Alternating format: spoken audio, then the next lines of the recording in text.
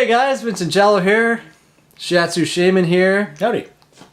Well, No, you know what today is? Today's the day. Today's the day. Today's the day. You know what today is? We talk about Terrifier. Art the Clown. Yeah. Look at that guy. Look at that guy. We've been saving it. We've been saving it. A lot of requests to talk about it, so here we are. And a great film. Just a quick little step back. Of course, anybody who hasn't seen Terrifier, Art the Clown is obviously the main character. He does spawn from an earlier anthology film, Hallows Eve. It was probably the best out of the anthology series. I like the Art the Clown story the best. He was creepy right from the get-go. Yeah. He was a good character, so I'm glad they made a movie just with him. Right, yeah. I mean, great call. Really good call. I mean, just such a, what a charismatic character for us horror fiends, you know what I mean? Just to have a new guy on the block, so to speak. Yeah, it's been a while, right? I mean, always rehashing the Freddys, the Jasons, it's a new character. Yeah, refreshing. Refreshing. Oh my God, is he refreshing? And brutal. My gosh. Yeah. Hey, what about the kills in this? Oh, I know. I've got a whole list of them. I'd love to go through them. Yeah. But yeah, I don't know. Just to start off, I mean, there's not a lot of backstory with Art the Clown. Are you okay with that? I kind of like having no backstory with Art. I'd rather, there's like two camps. One that want an explanation of who he is, his origins, what is he supernatural, is he... I kind of like not knowing, in that it makes him creepier, because like, he doesn't speak, even when he's stabbed, even when he's attacked, in retaliation. He makes no sound. It is fantastic. Yeah, I agree. Yeah, he's scary. I'd rather not know what he is or who he is. Yeah, no, I'm the same. Yeah. I've always kind of been of that thought too, and that's why I found, not to get into too much, but like the zombie Halloween film, Rob Zombie Halloween films, and there's a little bit too much explaining and explanation. We talked about. We did, yeah. And, I agree. And sometimes it's just nice to, some people think this is a cop out. There's not a lot of backstory. You don't really have a lot. But you know what? I think that's definitely intentional, and it's for exactly like you said. It just adds to the fear factor, the creepiness of it. I don't need to know all the details. Let's just get down to it. He's a psycho killer, and I mean, that's all we really need to know. So I'm totally, his motivation. I don't need to know what it is. Yeah. I mean, you can kind of guess. Yeah. And that kind of makes the fun of watching the movie. Is like you yourself are making your own educated guesses on what art is. And it's better than having a definite story, isn't it? Yeah, I would agree. Right? Keeps your imagination kind of in play, yeah. I think you're right. Yeah.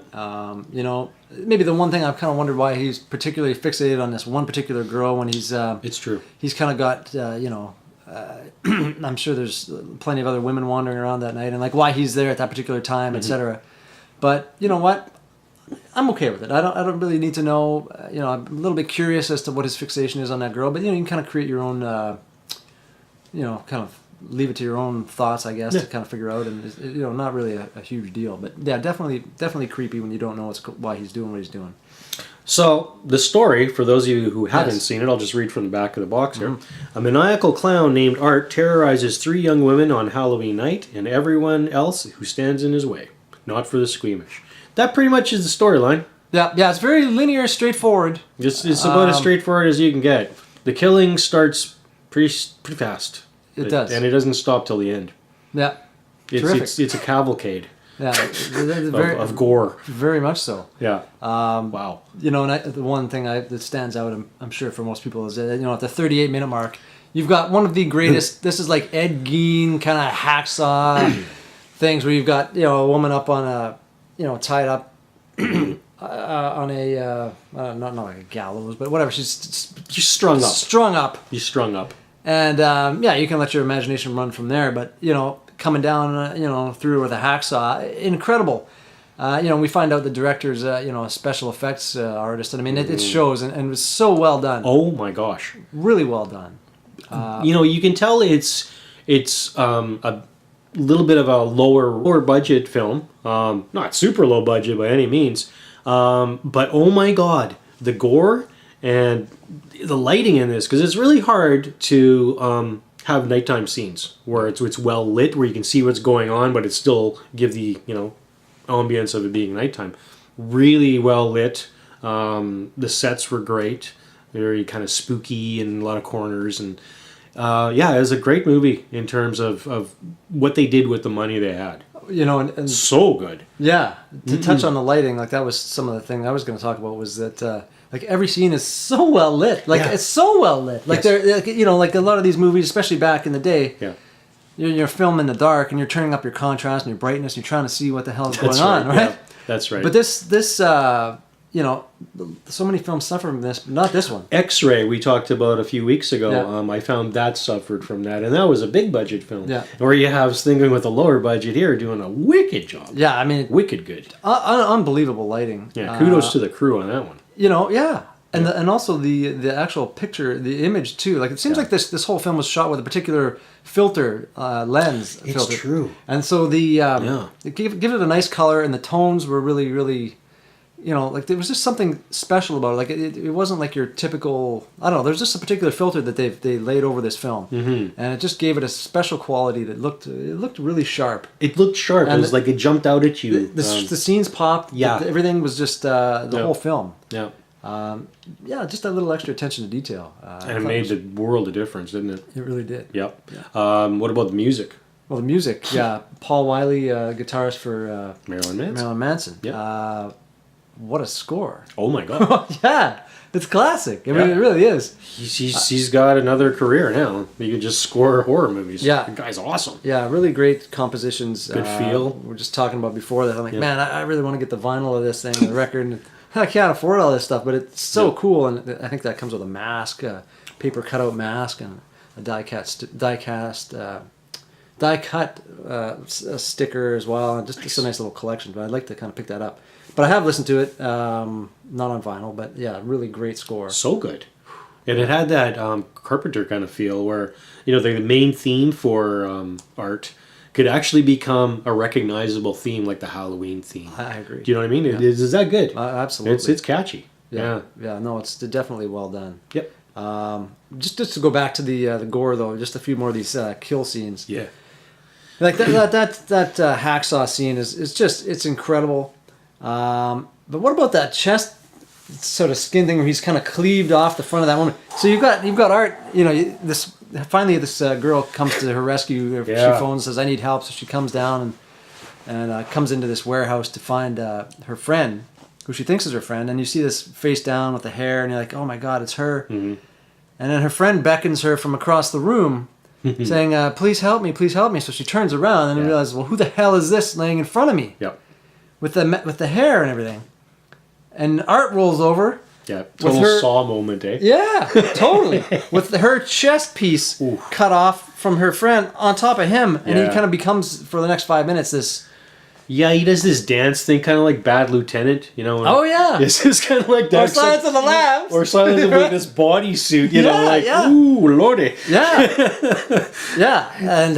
yeah, he's creepier than you think. Yeah. Yeah, no, he's off. That was a crazy scene. Yeah. Man. Yep. Yeah, no, it's pretty wild. So I mean but just that whole scene, and it was pretty realistic, you know. It was crazy. You know, and the beheading kind of reminded me a lot of Laid to Rest. I don't know if you've seen Laid to Rest. Chrome Face or whatever. Yeah, Chrome Skull. Yeah. Yep. Beheadings, and that's a pretty gory film too. Like just visceral, you know, sawing at somebody's head. And you see that here, and I thought it was fantastic. Yeah, it took the time with the kills too. Like it showed Art like enjoying himself. Yeah. Like he likes to kill. Yeah. Yeah. Like he gets quite a lot of enjoyment out of it, didn't he? Oh, he really did. Yeah. And what else I found interesting about Art? He uses a gun. Yep. What are your thoughts on that? Well, yeah, he pulls a gun, right? In this, I mean, do you ever see a killer in a slasher pull a gun? Never. Never seen that. Revolutionary. Oh, yeah, he won't be caught, this guy. He's not going down. Yeah. He will not be taken. And that's what I find was really, really impactful. Like, you know, you see gunshots in a show, a movie, you know, this and that, but there's something about, because you're not expecting it. When he pulled that handgun out and shot this woman, it was like I'd never seen somebody get shot in a movie before, because I wasn't expecting it, and he pulled it. I literally stood there going, what? Yeah. Yeah, I know, it was great. He pulled the gun out and shot somebody. Yep. He's crazed. It's totally crazy, and will use whatever weapon he can get his hands on. Yeah, and you know, you're seeing such visceral gore, and you're like, wow, this is crazy. But somehow, you know, and it was a gunshot, there's not a lot of gore, but he pulls a gun, and that was just as impactful, if not more so, than all the other slayings. Yep. Because it was so different. It was totally It caught me off guard, and I was like, "Oh my god, this is Exactly. fantastic!" Fantastic. So good. Yeah. Yep. Exactly. Yeah, no, it's definitely it's a hell of a movie, guys. It ticks all the boxes for me. I like stalking in the movies, as we all know. Not just having a guy pop out, but stalking somebody, relentless throughout the film. Mm-hmm. He does it. He does it great. He's wearing a freaking mask, which I love. I love a guy wearing a mask, and I love some of these movies that don't have a mask. Blood Rage is one, and stuff that we're going to talk about soon. Great film, but these guys without a mask, it always sort of takes away from me. Mm-hmm. He's got the setup. He's got the mask. Yeah, the anonymity. Anonymity. That's what we're looking for. And again, no backstory. No backstory. Don't know who this person is. Yeah, it's pretty cool. So yeah, that's pretty much it. So here's a look at the Blu-ray, guys. Here's the inside. Some of this artwork here. See if I can look at that. Make it clear for you. I mean, that's that's like the inside, like reversible. There's a reversible sleeve. Yeah, on this it's Blu-ray. reversible. So that was just the inside of there. Yeah, terrific. Amazing. Really good. And this one's put out by Epic Releasing. Worth picking up, guys. Director's commentary, behind the scenes featurette, which I watched last night. Pretty cool. Mm-hmm. Interview with one of the actresses, deleted scenes, time lapse of the makeup, stuff like that. Really, really good. Amazing.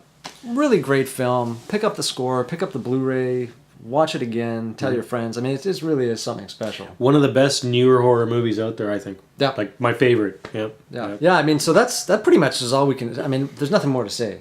Fantastic. Great film. Go see it. Yeah, pretty much. I mean, just one of the best modern horror films, character, the full thing, the full package is there. Mm-hmm. The way it's shot, the camera scene, like the scenes, the composition of the shots, everything, the character, the gore, the score. The score. There's enough dumb decisions by the characters that you're screaming at your television set. Yeah. It's a good time. It's solid film, and the fact that it takes place on Halloween to top it all off. What more can you say? Make a second one, please, or a third one, however you want to say it. Make a sequel to this one, please. Yes. We will be there. And if you guys enjoyed that video, please subscribe. Greatly appreciate it. Leave us some comments below, and we will talk to you guys on the next one. Thank you. See you.